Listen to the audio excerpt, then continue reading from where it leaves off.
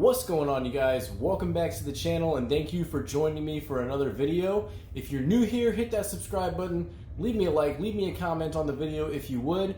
Today I'm going to go over a little bit of what's kind of going on in my personal life and then also a small update with the Z1000 as well. So here I am sitting next to the beast itself, the Z1000. Still really happy with this bike, man. I cannot tell you guys enough good things about this bike. It's such a blast to ride. The power's great. The one thing that I want to talk about today is the handling. So the handling from the get-go has always felt kind of vague to me, kind of soft. As you guys know, if you've watched other videos, it has the front end and the rear end of a 2003/2004 ZX6R. So basically the same year models and era of ZX6R. The forks, like pretty much the whole front end, is interchangeable. So it actually has the brakes of a ZX6R, it has the forks of a ZX6R, and I'm pretty sure the triple, like the whole thing is basically ZX6R.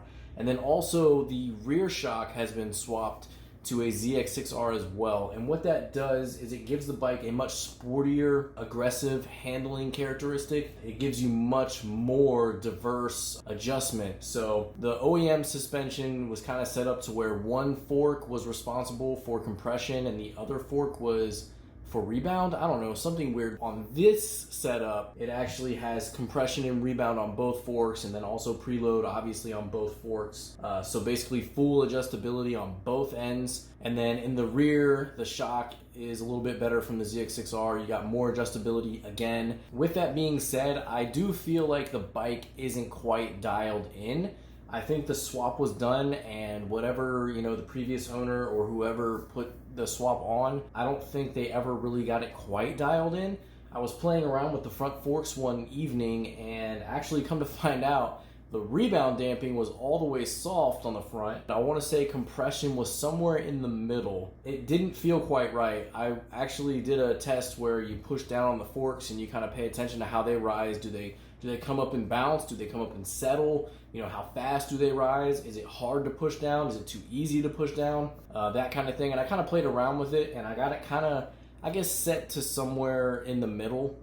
I did notice that on whatever settings it did have, it was actually like, I could push it down. It took a little bit of force, but I could push it down, but the rebound was very slow. So adjusted the rebound setting a little bit, got it to basically come down and go back up at a very decent rate. Within 1 second, it would and come back up. Sorry for the sound effects. It did the same thing with the rear. I just kind of watched some like Dave Moss tuning videos, and the only thing that I'm not really comfortable with is setting the sag by myself. It's a pretty cumbersome and heavy bike, and I don't really know what I'm doing anyways, and I'm sure that I didn't get the rebound and compression stuff exactly right. But the most important thing is setting the sag. You're supposed to do that first anyways, and then you kind of do the other things to, to get them even for one front and rear, and then to also adjust it for the rider and the rider's weight. This next coming weekend, I actually am going to take it to a professional, and I think it's like $40. Place was recommended to me by a lot of guys in the local area.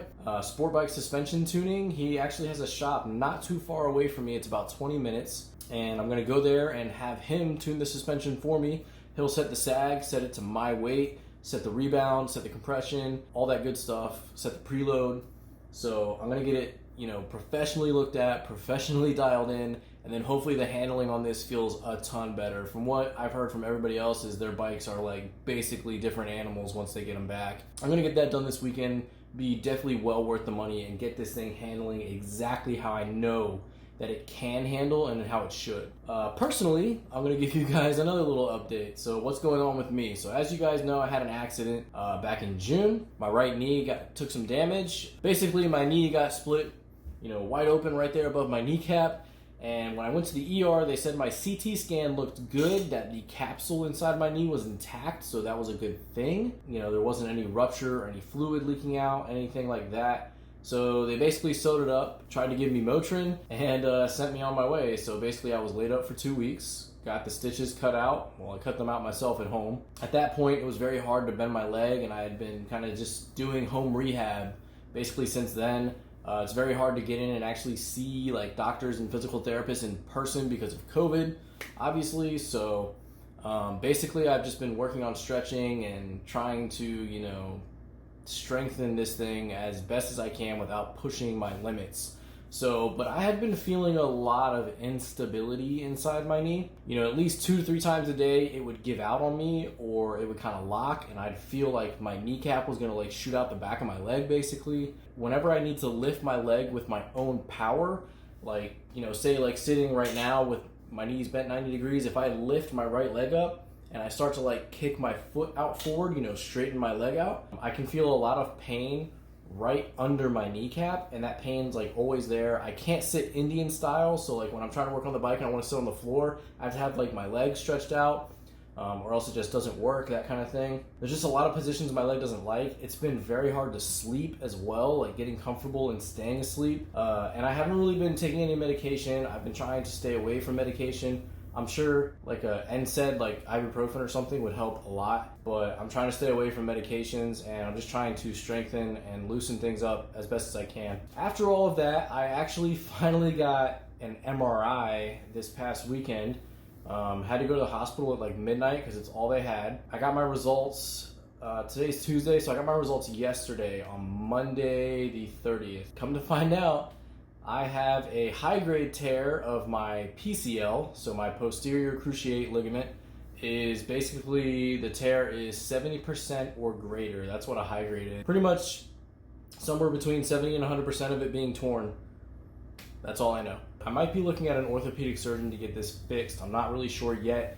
I can't even see the orthopedic surgeon until like October. Until then, I'm just going to continue as normal, ride my bike. I'm definitely going to be cautious, especially now that I know that I have ligament tears. Also, on top of that ligament tear, my patellar tendon has a low grade, which means somewhere between around 50%, basically. 50% of my patellar tendon is torn, and that is the tendon that is just below your kneecap.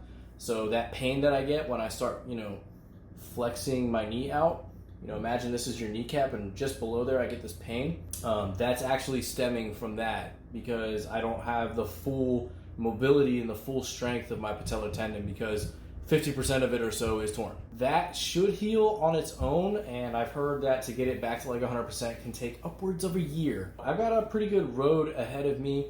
Like I said, I'm not going to be able to see a surgeon until October anyways, but if surgery does come, then here's the heads up. I'm going to be laid out for a while. I will most definitely keep you guys updated and let you know what's going on. Next video that I'm probably going to do is once we get the suspension tuned on the old Z right here, I'll do a little ride and let you guys know how it goes and give you guys my view on what it's like to have your bike professionally tuned as far as the suspension goes. Until then, I appreciate you guys tuning in. Leave me some feedback in the comments if you would. Leave me a like on the video. Hit that subscribe button if you're new here, and I'll see you in the next one.